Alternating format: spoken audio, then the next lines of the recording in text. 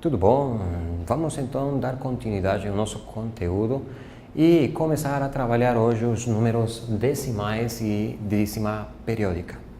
Quando a gente fala de número decimal, a gente fala de um número que pode ser e será sempre representado com vírgula.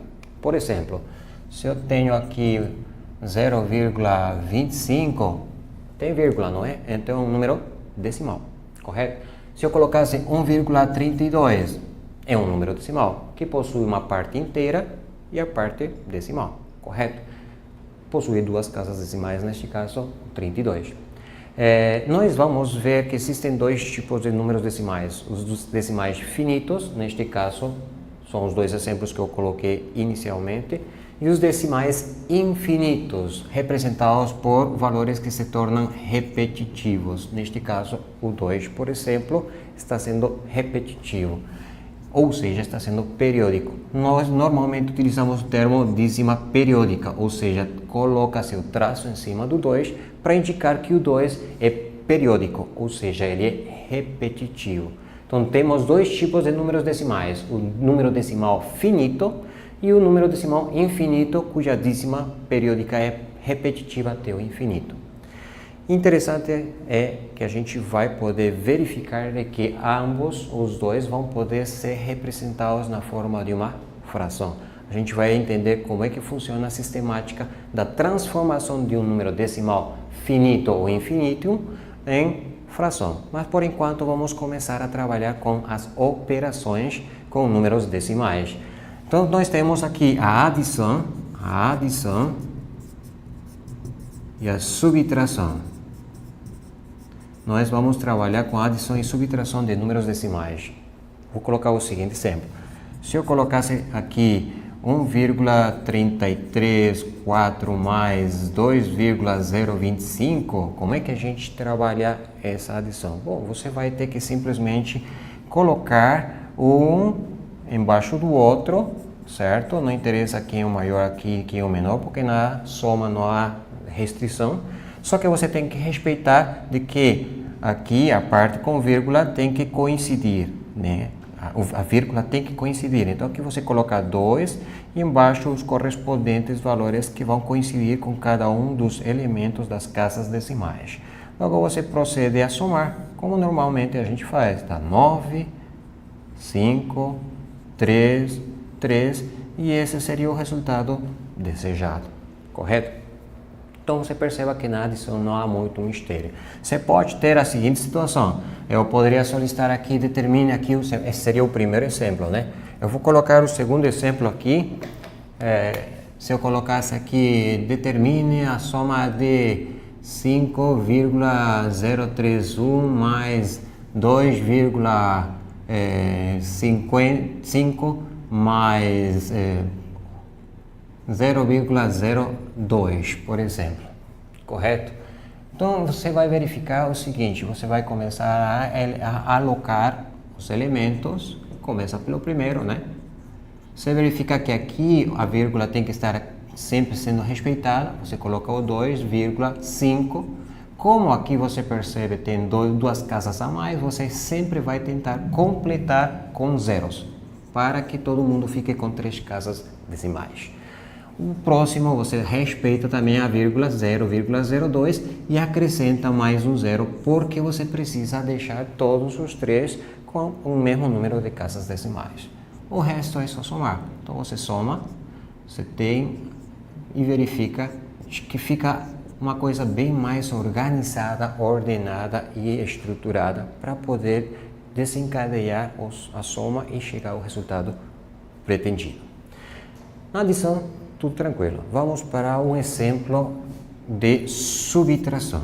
Bom, na subtração eu posso colocar o seguinte cálculo. Defina ou determine o valor de 7,051 menos, por exemplo, 5,1512. Como é que eu vou proceder? A lógica continua a mesma. Você vai ter 7,051 menos 5, um embaixo do outro, 1, 2, e acrescenta-se um 0, porque você tem que ter as mesmas casas decimais, tanto em cima quanto embaixo. E aí você simplesmente procede a subtrair. 1 menos 0 é 1, 5 menos 2 é 3 e 0 menos 1. Dá para subtrair 0 menos 1? Não, professor. Por quê? Porque o 0 é menor do que 1. Logo, o que você vai fazer? Você pega emprestado uma unidade do 7 para o 0, virando quanto? 10. O 10 agora sim é maior do que 1. 10 menos 1 fica quanto? 9, professor. Perfeito. Coloca a vírgula. Este aqui já não é 5, não é 7, é 6 agora. Então, você procede a subtrair 6 menos 5, dá 1. E aí você encontrou o resultado desejado, correto? Então, quando o valor que você tem aqui é menor que o valor que está aqui embaixo, você sempre vai proceder a pegar um número emprestado do elemento que está do lado para poder se tornar um número maior e poder efetuar a subtração. Bom, agora vamos falar da segunda situação, que é a multiplicação. A multiplicação de números decimais, correto? Então aqui a gente vai, por exemplo, colocar aqui, determine o produto de 2,32 vezes 1,45, vamos supor, correto? Então a gente vai colocar 2,32, 1,45, como a gente esquematizou anteriormente, colocando sempre coincidindo vírgula. A multiplicação, como normalmente a gente procede a fazer, com números inteiros, faremos o mesmo aqui. 5 vezes 2, 10, se eleva uma unidade. 5 vezes 3, 15, mais 1 dá 16, leva uma unidade. 5 vezes 2 dá 10, mais 1 dá 11. Perfeito. Se acabou com a parte do 5, proceda a multiplicar por 4. Só que não pode esquecer que você vai recuar uma casa, neste caso, embaixo do 6 virá o resultado do produto de 4 vezes 2. 4 vezes 2, 8 embaixo do 6. 4 vezes 3, 12, levou 1. 4 vezes 2, 8, mais 1, 9. Pronto, acabou o 4. E logo procedemos do mesmo jeito com 1. Novamente, reitero, já foi deslocado 1 para cada casa que foi utilizado. Então agora já não vou utilizar aqui embaixo do 8, vai ser embaixo do quê? Do 2. Então vai ser 1 vezes 2, 2. 1 vezes 3, 3. 1 vezes 2, 2. E aí você proceda assim a somar os resultados parciais. Então você terá aqui 0, 8 e 6 dá 14, levou 1, 2 e 2, 4 e 2 dá 6, 9 e 1 dá 10 e 3 dá 13 e a levada somada com 2 dá 13. Pronto, agora sim, espera um pouco. Como é que eu vou verificar aonde que vai ficar a vírgula? Você tem que ver quantas casas decimais tem aqui. 2. E aqui? 2. Logo, 2 e 2 dá 4. Você conta 1, 2, 3 e 4. Coloca-se a vírgula. E aí é que a gente finaliza a questão. Percebeu? Não é difícil, né? É simplesmente se antenar que multiplica, recua, multiplica, recua e soma-se. Depois, para obter o posicionamento, a localização da vírgula no final, verifique quantas casas decimais no total temos para poder fazer a contagem e localizar, posicionar a vírgula. Correto? Muito bem. Na divisão. Bom, na divisão a gente vai ter, vou colocar aqui, vamos supor, a seguinte situação. Divida 5,25 por, digamos, 0,05, que seja, correto? Então, como é que a gente procede a dividir números decimais? Bom, a dica que eu dou, você sempre tente, não é muito mais fácil trabalhar com números inteiros? Professor, então você vai fazer o seguinte, verificar se aqui que tem quantas casas decimais após a vírgula? 2 casas. E aqui? 2. Então você procede a correr as 2 casas em ambos os 2 casos.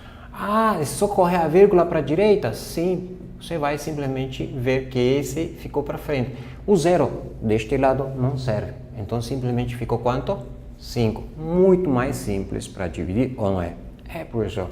Então você pega aqui 5 e 25 e divide por 5, que vai dar o mesmo resultado que se fosse efetuar essa divisão. Você pode pegar a calculadora, você vai ver que vai dar certinho o mesmo resultado. Não é muito mais simples dividir aqui? É, professor, veja bem, 5 dividido por 5 dá 1, logo 5 vezes 1 dá 5. 0 aqui, desce o 2. O 2 dá para dividir por 5? Não dá, perfeito. Então, se não dá, você coloca 0. Por que colocou 0? Porque 0 vezes 5 dá quanto? 0. Então, você vai subtrair e fica o 2, ou não é? É, professor. Logo, você desce quem? O 5.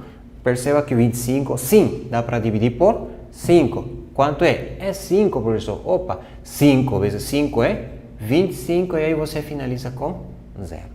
Correto? Então, você perceba que essa forma de divisão é bem mais prática. Você simplesmente transfere, aloca a vírgula para o lado direito conforme o maior, aquele que tiver maior casas decimais.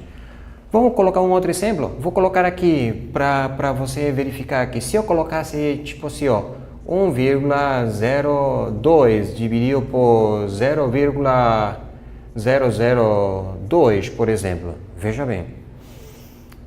Quem tem mais casas decimais? Ah, este aqui. Quantas tem? Tem 3, perfeito. E este tem quantas? Tem 2. Então, você vai fazer o seguinte, vai completar aqui, você desloca para direita 3 casas decimais, esse número vira 2, ou não é? Perfeito.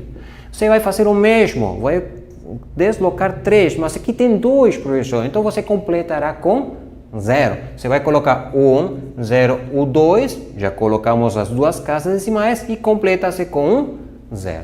Então, sempre que faltou, você vai acrescentar o 0. Logo, o procedimento simplesmente será 1020 dividido por 2, que é muito mais simples do que fazer essa divisão, ou não é? É muito melhor, né? Então, você vai pegar aqui 10 dividido por 2 dá 5, fica o 10. Desce o 2 dividido por 2 dá 1, fica 0. O 0 desce, né? O 0 desce, você perceba que aqui o 0 desceu, 0 dividido por 2 dá quanto? É 0, então o resultado ficou 510.